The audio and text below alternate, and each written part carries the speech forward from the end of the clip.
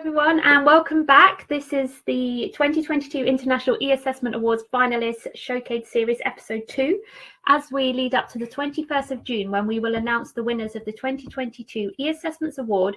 We'll be learning more about the organisations and projects that have been shortlisted this year.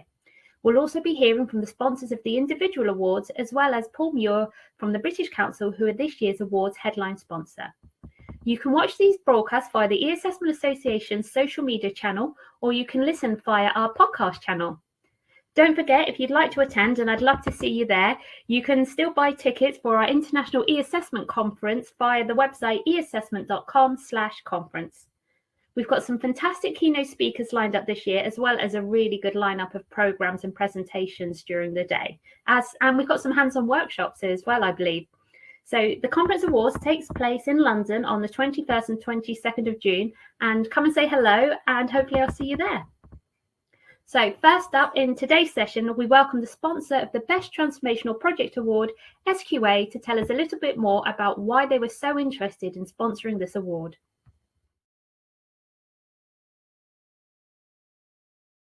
Hello and welcome to the E-Assessment Awards 2022. My name is Graeme Clark, Head of Digital Assessment Services at SQA, or the Scottish Qualifications Authority. In more normal times, I may be saying that the food and wine have been excellent, the conversation stimulating, Matt still being famous for his bonhomie, and that this awards section of the evening is a perfect opportunity to give your body a chance to relax and prepare for dessert, and even have a little doze, while we consider, I think, one of the most important awards of the evening. But we are not fully back in normal times. Well, not yet, but we're getting there just a little. Like many people across the UK and in this event, I am choosing to return to the office at least part-time, while also being a little at home. All of this made possible by the use of new technologies and adapted models of working collaboratively. Very fitting then for an award focused on recognising the impact of technology in transformation. In 2022, SQA is again delighted to support these awards, and this year sponsor the Best Transformational Project. As Scotland's national awarding body and regulator, we are committed to providing qualifications which support learners in gaining certification for learning and development through the delivery of high-quality, valid and reliable learning and assessment experiences. We are excited by the potential that technology has to enhance and transform not only the learner experience, but also enabling the realisation of significant efficiency and quality benefits for learning and qualification providers. Without technology transforming its environment, what's actually the point? Over the past 2 years, like many organisations, we have been impacted by the increase in demand for staff with specialist technical skills, and have prioritised keeping our core business functions afloat. It has been a sharp reminder to all of us of how important it is to ensure that we not only have the ambition and vision to deliver digital transformation, but also sufficient technically capable staff to support its delivery. COVID has challenged SQA and all of us to reconsider what we do and how we do it, especially having seen the impact that technology has had in the face of a pandemic. Whatever the future holds for us going forward and the services we provide to Scotland and beyond, there is no doubt that technology will play an increasingly critical role in successfully supporting the transformation of SQA and our national partners and stakeholders in the years ahead. I expect we all operate in a system of sorts, relying on other stakeholders, partners and customers to engage and participate in a successful technology-led change agenda. If we do it alone, the steps we take can only partially deliver the change required, and the shortlisted entries in this category have fully embraced the ethos of partnership and collaboration to deliver transformation in their projects. In their own way, all of these finalist projects are seeking to challenge current and traditional practice, to deliver improvements in achievement and opportunity for their users using technologies, and that surely should be a priority for all of us involved in the world of e-assessment. The criteria for this award focuses on the use of e-assessment technology to deliver transformation in a service. solutions which are targeted to meet real and substantive needs and are able to evidence that these needs have been met and for many exceeded. The award criteria, for example, says, we recognise that e-assessment is not always entirely formative or summative and may not necessarily use the most innovative technology, but it can and does bring about a genuine transformation to any organisation or institution. To some extent, that is what we all want, I expect. If you want to know more full details about the criteria, they're available on the E-Assessment Association website at your own leisure. Before I name the finalists in this category, I would like to thank the judges who have given up their time and brought their experience to bear in making this very tough and challenging decision. Peter Alston, Claudia Bickford-Smith, Gareth Hopkins, and John Kleeman. Thank you. The shortlisted finalists are the Australian Council for Educational Research with PAT Adaptive Assessment and the PAT Data Explorer. Excel Soft Technologies, assessing and certifying home care aid workers for geriatric care. Fryit Pratique platform for the Royal College of Physicians and Surgeons of Canada. And finally, Prodigy Learning and Educational Research Centre, transforming from paper to online assessments in Ireland. I wish all of the finalists good luck and look forward to finding out who the winner is myself in June at the actual award dinner. Thank you.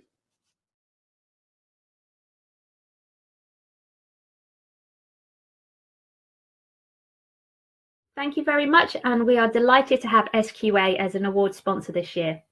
We're now going to play you some presentations from the finalists so you can learn a little bit more about the work they've been doing, so sit back and enjoy.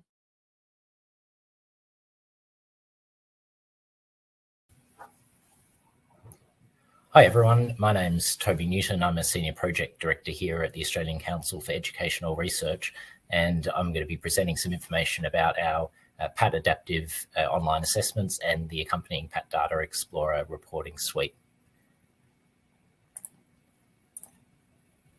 From pen and paper booklets to the launch of the first online tests in 2012, ACR's flagship PAT assessment tool, used by half of Australian schools to administer nearly 6 million tests per year, has been revolutionised by the release of PAT Adaptive and the PAT Data Explorer. The multi-stage computer adaptive structure, developed entirely in-house by ACER's expert psychometricians and software developers, utilises the established PAT Maths and PAT Reading described achievement scales to more accurately target and identify every student's abilities. Students can be automatically assigned appropriate entry levels based on previous test results, reducing the reliance on generic year or age-based entry levels, and completely removing the need for educators to manually assign tests to students. As a result, and in combination with the inclusion of parallel test content at every stage, PAT Adaptive's branching rules provide 768 possible unique pathways through the assessment, a radical shift from the traditional 10 year level based linear booklets. Personalised test pathways better target the abilities of every student, encouraging greater engagement with the assessment, increasing the diagnostic information collected, and improving the accuracy of overall achievement estimates. These innovations have been achieved while largely preserving the familiar test-taking experience for both students and teachers, ensuring that there's very little disruption for schools moving from traditional to adaptive PAT tests. By contrast, the PAT Data Explorer provides a completely new experience for educators, drastically improving the ease and speed with which PAT results can be accessed, explored, and used.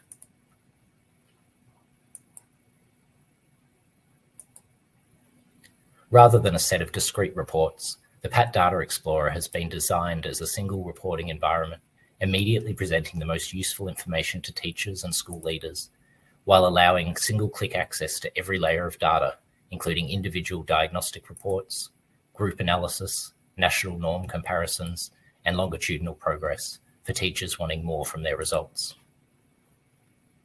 At every point within the PAT Data Explorer, The PAT scales and the described achievement bands are emphasised, and targeted teaching resources are available at the click of a mouse.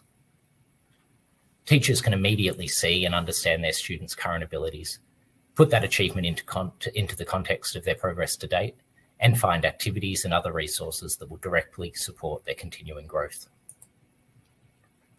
Just as the automatic test assign mechanism reduces the burden on time-poor educators, the PAT Data Explorer has been built to let teachers take full advantage of the rich data PAT provides with minimal training and time required. Internally, the development of PAT Adaptive and the PAT Data Explorer has provided ACER with the technical capacity to develop and deliver any number of new computer adaptive assessments based on a structure that has been built to be expandable and configurable. The development process also afforded ACER the opportunity to audit and rethink our approach to item development and management. As a result, we now have the capacity to compile psychometrically robust tests that meet a variety of content requirements according to projects' needs, including gender and cultural representation, web accessibility, and other audience specifications. Our goal was to have 1,000 schools take up PAT Adaptive in its first 12 months. Within just 9 months, more than 3,000 schools were using PAT Adaptive and the PAT Data Explorer, and the Victorian Department of Education has purchased a statewide licence for nearly 1,500 government schools, despite its own efforts to develop a suite of numeracy and literacy assessments and matched resources. We look forward to sharing the stage with all of our fellow finalists at the E-Assessment Awards in June. Good luck to everyone.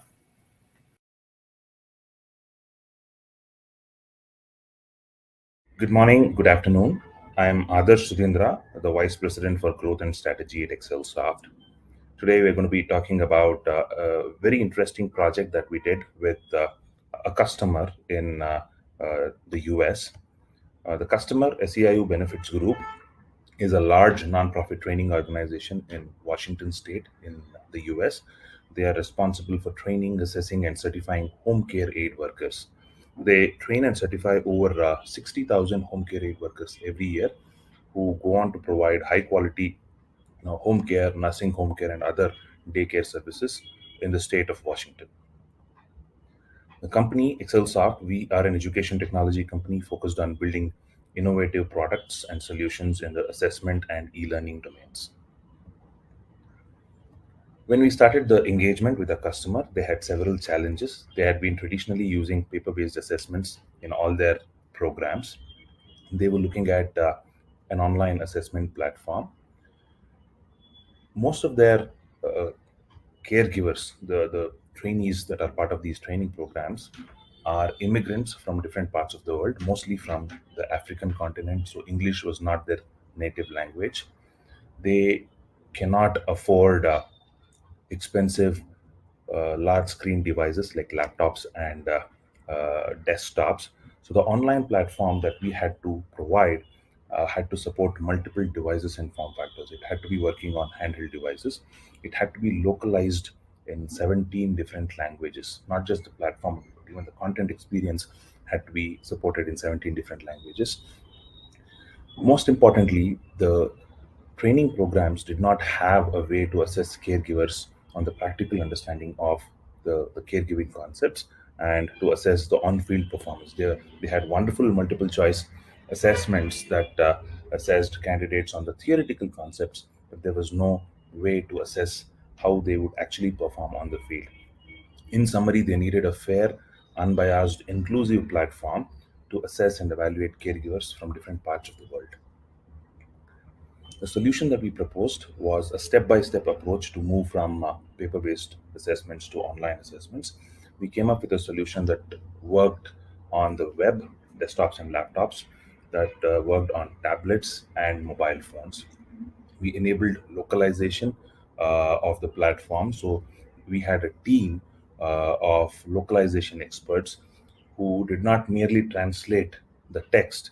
In fact, the localization was done taking into consideration the cultural sensitivities, the religious sensitivities, shared experiences, and localization in its true sense was achieved both on the content as well as the platform side. We were able to integrate with all their internal platforms, including many homegrown legacy platforms. We implemented performance-based assessments for assessing caregivers on their on-field performance, on their practical understanding of the concepts. The solution enabled a whole new way of training and testing the caregivers while ensuring fairness and inclusivity. The solution included, managing the entire assessment lifecycle of performance-based assessment. So, uh, the customer could author these performance-based assessments, schedule them, deliver them, score them based on rubrics and workflows, analyze them with rich analytics and dashboards for various stakeholders in the ecosystem. So, how would it work? If I was a home care aid worker being assessed for my performance, I would be asked to perform certain activities. As an example, administer insulin to a 65-year-old woman, or give a bed bath or a sponge bath to a 70-year-old man. As part of these activities, there would be certain steps and skills, and I'll have to go through those steps and skills in order to complete the activity. When I do my activity, I use my personal device, a camera or smartphone, to record the video of me performing the activity. At the end of it, I would attach the video evidence to the question and submit the assessment. The evaluator can play and replay this video evidence and evaluate the performance based on a well-defined rubric. For example, did the candidate demonstrate paying attention to the client? Did they pay attention when the client was describing their ailment? Did they provide appropriate feedback? Did they make or not make counter arguments? All these rubrics would be available and tagged to the question. The evaluator would grade the evidence based on these rubrics. In addition to that, the evaluator can also pause the video at various places and add notes, mark objects, add annotations, give their feedback directly into the video, and then save the video. As a candidate, I will not only receive my score based on the rubrics, I'll also be able to replay the video. And then when I replay the video, I would see the feedback from the evaluator, the annotations, the markings in line in the video, thereby giving me direct first-hand feedback about my performance. So this entire solution was implemented after doing a very detailed requirements gathering exercise. We used ExcelSoft's Saras test and assessment platform. That was the heart of the solution. We were able to achieve clean, well-defined integrations with all of their existing platforms. The whole implementation was done in two phases: a pilot phase with a handful of programs and a small number of test takers, followed by the full-blown implementation with all the 25 programs and over 60,000 test takers. We were able to transform the overall assessment strategy at the organization. What used to be paper pencil based assessments in one language was now online assessments in 17 different languages supported across multiple devices and form factors. In effect, we promoted inclusivity across the organization. We ensured accessibility of the platform, and we most importantly enabled the use of video evidences for assessing candidates based on their on-field performance. So we were able to transform the training and testing process with efficient, repeatable and scalable process. Scalable as in it could be scaled across the state, it could be scaled throughout the country with ease. And thereby we ensured strong qualified workforce coming out of these training programs. We've been able to conduct over 2 million online assessments in the last 4 years and achieve significant cost savings by switching away from paper based assessments. Uh, Now, over 25,000 candidates have been assessed using the performance-based assessments. And because of this, we have been able to give direct feedback back into the curriculum. And we are able to identify using these video evidences that even though students do really well on multiple choice assessments, but they are actually performing the activity or task in the field, we are able to identify cases where more emphasis needs to be given on certain concepts. So that feedback is going back into the curriculum. Thereby, we are able to achieve great improved training outcomes across all the training programs. And we've been able to improve adoption and reduce drop rates. These caregivers are all millennials. They love technology. They adopt technology very quickly. It makes them feel at home. Hence, we have been able to significantly reduce the drop rates of the candidates enrolled in the program. So this has been the impact and the transformation of the project. We would love to, we really hope that we get the award, the Most Transformative Project Award at the EAA Awards in June. Looking forward to seeing you all at the conference next month. Take care.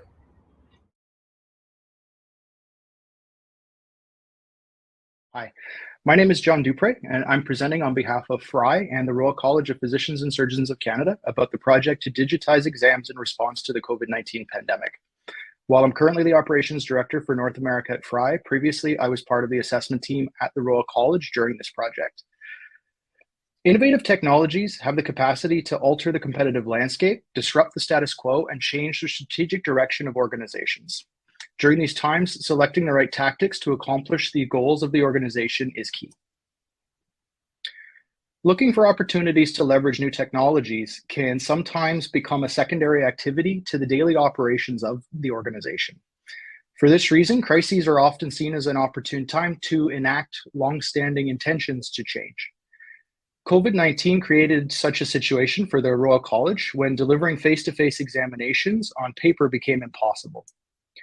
Partnering with the Royal College and working together, FRI was able to develop solutions allowing for the continued administration of written assessments in addition to OSCE and oral examinations. Established in 1929, the Royal College delivers over 135 different assessments covering 68 medical specialties and subspecialties. Prior to the pandemic, FRI and the Royal College had been in the midst of implementing the Pratique item bank with bilingual content as a replacement for an aging internal solution developed by the college. And this was in addition to managing the migration of over 70,000 items. While there was a long-term plan to digitize the written examinations over 5 years, the face-to-face administration of OSCEs and oral exams had largely remained unchanged. Maintaining the ability to deliver performance-based exams in the face of the COVID-19 pandemic was the primary goal of the project. With a very short time frame, converting all of the examinations to a digital, remotely administratable format was a large and complex endeavor, requiring meaningful commitment to the project and strong support at all levels of both organizations. The success of the project was highly dependent on a number of different stakeholder groups, all of whom needed to be engaged.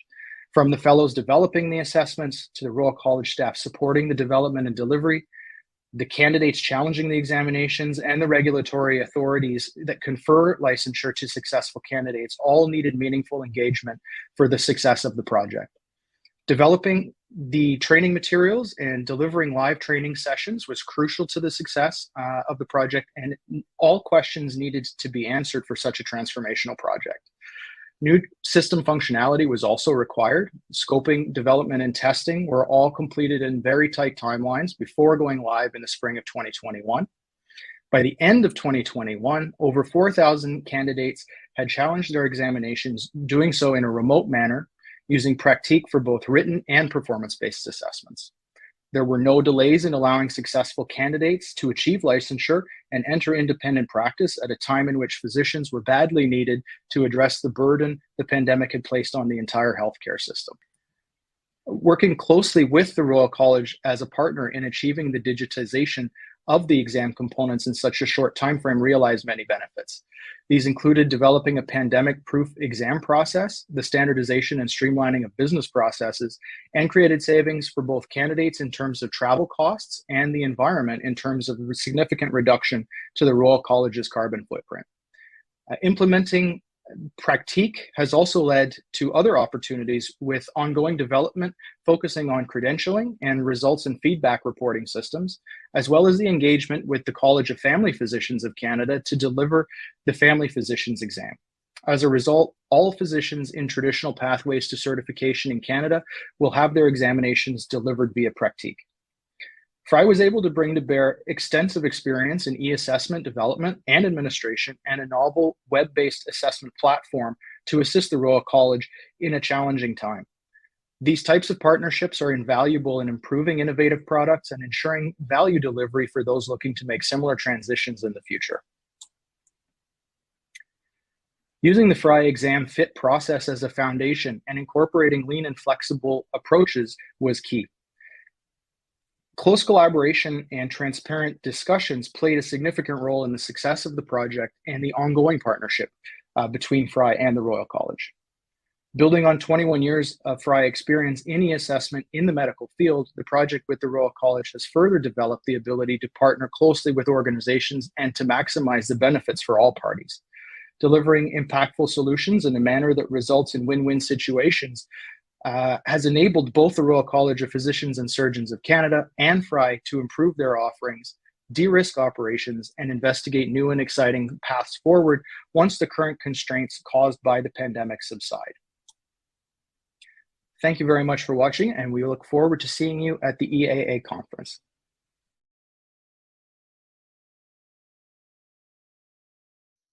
Hi everyone, I'm Peter Doherty, the Chief Product Officer of Prodigy Learning, and I'm here today to give you an overview of our project, which is one of the finalists for the Best Transformational Assessment Project at this year's e-Assessment Awards. The project is in association with the Educational Research Centre, which is a statutory agent of the Department of Education in Ireland, and is a Drumcondra online testing system powered by our Skillify platform. So the ERC, for short, is an agency which is responsible for the K-12 standardised assessments in Ireland. The project is really an ongoing partnership between ourselves and the ERC to transform their business and provide digitisation of their standardised assessments. The ERC has a long history of producing regularly updated, high quality and relevant standardised assessments in literacy, maths, verbal reasoning and numeric ability. One of their strategic goals is to digitise as much as possible. They want to digitise as many of their paper-based tests to provide an online testing platform to solve all of those challenges that paper-based testing brings, whether it's the time-consuming nature of developing them and distributing them and getting the reports back and results back. But they also want to have complete ownership of the content of their tests. So that led us to create the Drumcondra Online Testing System, or DOTS for short. DOTS is powered by our Skillify online platform, which is hosted on the secure Microsoft Cloud. DOTS enables ERC to manage the content of their standardized assessments along with their standardization data and host large-scale testing sessions during their busy testing seasons throughout the year. It is an end-to-end solution for schools to purchase, schedule, and deliver standardized assessments and gather their reports instantly. Since its initial launch, we've also added additional features to integrate some of the other business processes from the ERC, like their online paper test ordering, to bring one whole solution for the ERC test department together. The project relied on some heavy UI customization and a development timeframe which span over the start of the COVID pandemic. The platform itself is scalable. Over the start of the project, as I mentioned, there was a number of challenges that we had to face, like the narrow test windows of actually delivering these standardized assessments, the COVID pandemic, and the goal of having to deliver 30,000 tests during the first 3 weeks of the platform being live. That's coming from the ERC delivering 400,000 annual paper tests with a goal to transform as many of those to online as possible. One of the challenges of providing online tests in Ireland is the IT infrastructure to schools. So there are some schools with small enrolment numbers that may have little or no IT support, and their IT infrastructure and bandwidth may be limited. We needed to bear that in mind when creating the solution. The solution itself was quite complex with the requirements that the ERC had. They wanted to integrate an easy-to-use authentication mechanism and some enhancements to the user interface to provide custom question types like reading comprehension questions that had text on a page rather than scrolling down to make it easier for the young learners to read. Their authentication mechanism was there to make it easy for young learners to log on to the system. And essentially, it was made up of a login number being generated and a password also being generated, which is at 2 4-character English words. Those details are provided to the student on a little login slip to make it easier. The platform itself is also available on a wide variety of browsers and platforms, as it's an adaptable user interface. So DOTS itself works on computers that are 10 years old or very modern tablets, and we find those in classrooms across the island of Ireland. We have integrated an e-commerce solution in there to enable schools to buy their tests and then schedule them very easily and on demand, really putting the control in the test scheduling with the end school.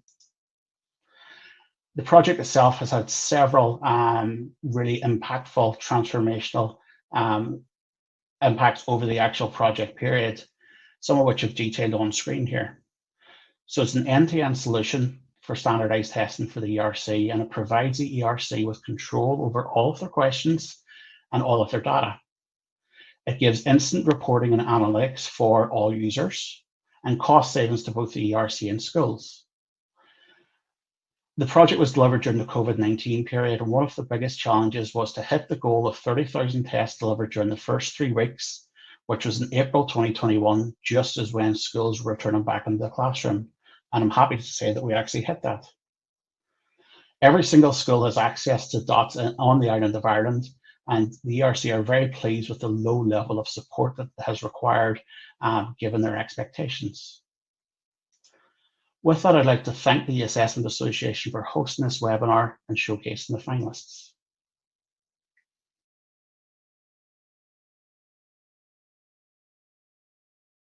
I think you'll all agree there's some really interesting projects in there, and I can't wait to see who the winner will be. Earlier in the week, I chatted with Paul Muir from the British Council, who are this year's headline sponsor for the awards. I spoke to Paul to get his take on the finalists for the Best Transformational Project Award.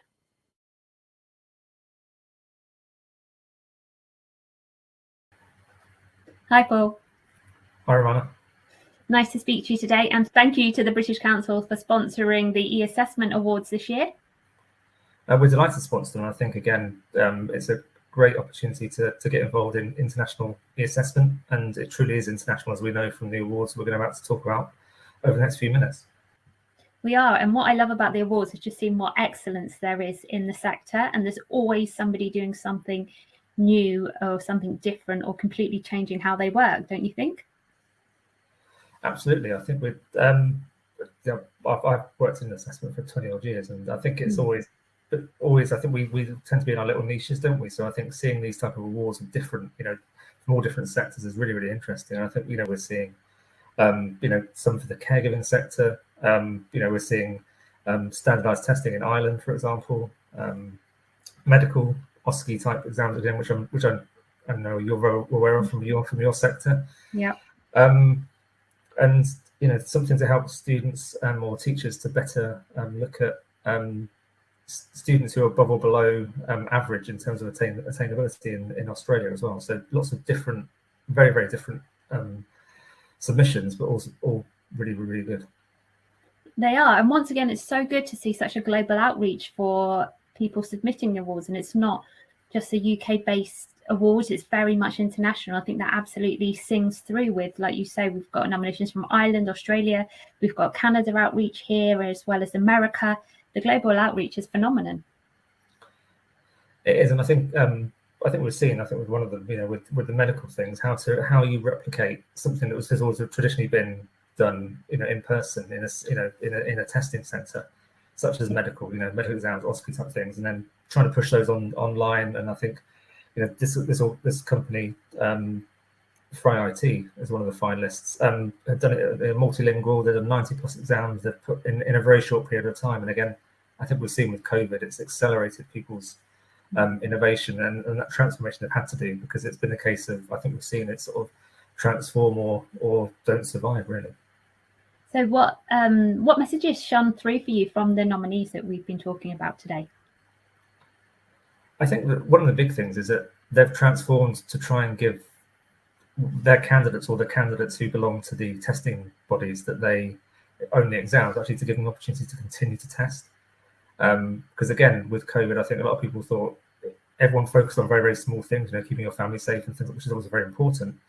But how do you continue to allow people in medical professions, in schools, to continue that education? And I think that's really important. All of them that's one of the things that's come through from all of them, is actually this is about making sure people can continue their education journey, which is really good. And then on a huge scale, I think one of them, ExcelSoft, 2 million plus tests at the time of their submission through this transformation, which is huge.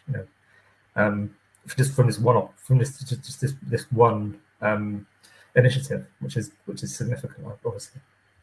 You're right, and I think for me, what also sometimes technology can be seen to be a barrier to some people, but what we're actually seeing in these awards is technology is an enabler to enable people to have access by removing maybe some of those physical barriers that existed in test centres, travelling to test centres, the finance to go to test centres, and by being able to take exams more locally on local devices in your own home without compromising the quality of the assessment, which for me I think is key. And we've spoken before, Paul, about the importance of that equity in assessments, which I think is really important. So the 4 finalists we have here, just to mention them, we've got ExcelSoft, FryOT, ECR Dots and ACER. I know a few of them have been finalists and even winners previously, so it's great to see nominees from people who haven't submitted before, people who have won before, people who've been finalists before. And I think there's something very special about the assessment community that keeps us invigorating and coming back. Don't you agree?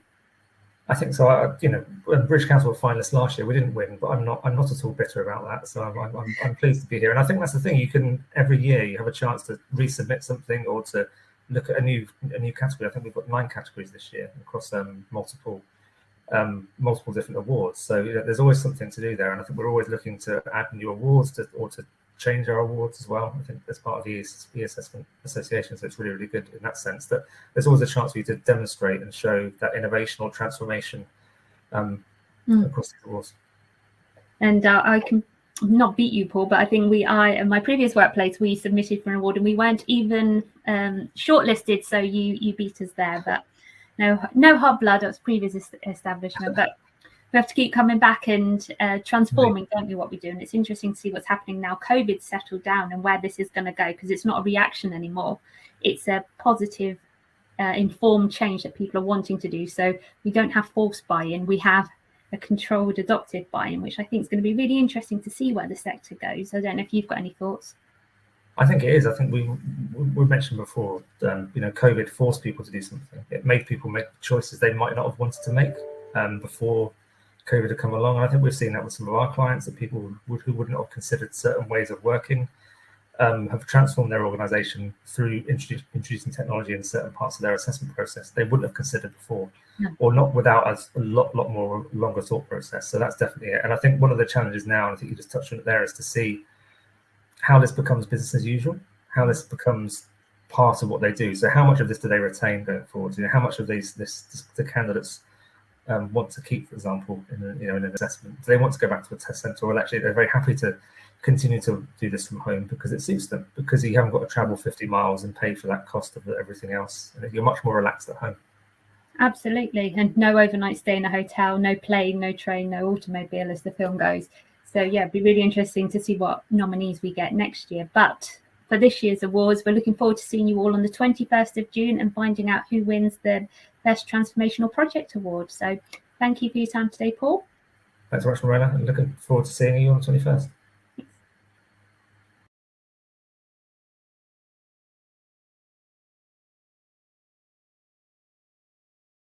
So that's it from me today. I'll be back on Tuesday with some information about the Best Research Award.